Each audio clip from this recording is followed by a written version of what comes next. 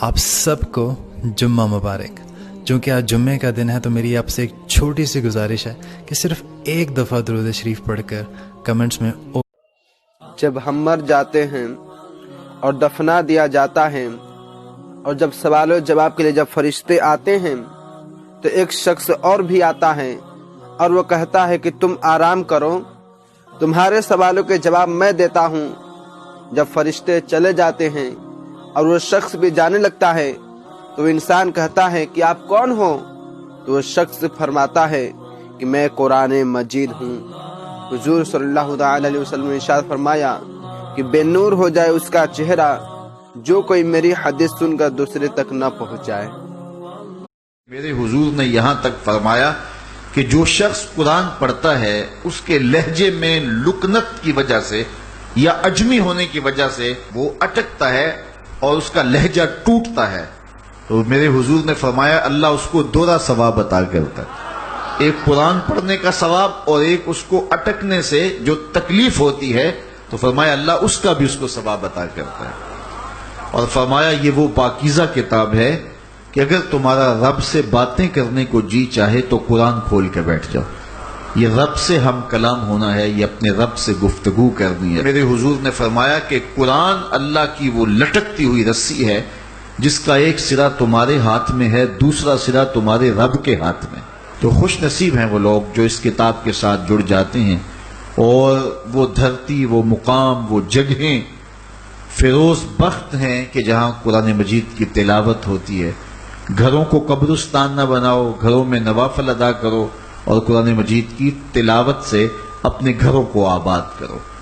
اگر گھر میں روزانہ کی بنیاد پہ قرآن مجید کی تلاوت کا معمول بن جائے تو پھر کوئی جن، کوئی بھوت، کوئی آسیب اور کوئی بدروح آپ کو تنگ نہیں کر سکتی۔ جہاں قرآن کی تلاوت تسلسل کے ساتھ ہوتی ہوگی وہاں جن نہیں ہوگا، وہاں ٹونے نہیں ہوں گے، وہاں جادو نہیں ہوگا، وہاں سایہ نہیں ہوگا، وہاں رحمت الہی کا سائبان تان دیا جائے گا۔ جہاں قرآن پڑھا جائے وہاں نزول باران ہوتا ہے، رحمتوں کی برسات ہوتی ہے۔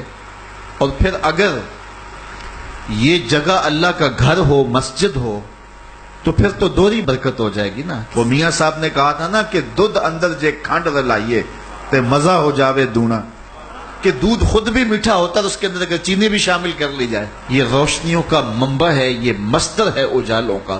اس کتاب سے اتنی روشنیاں پھوٹتی ہیں کہ زندگی کے سارے اندھیرے ختم کیے جا سکتے ہیں۔ یہ طمانیت قلب کا سبب بھی ہے، یہ روح کے اجالوں کا سبب بھی ہے، یہ کتاب زندگی ہے، کتاب حیات ہے۔ اس کے بتائے ہوئے اصولوں کے مطابق اگر زندگی بسر کریں گے تو یہ زندگی بھی خوبصورت ہوگی، اور اس زندگی کے بعد ایک اور شروع ہونے والی زندگی ہے، وہ زندگی بھی خوبصورت ہوگی۔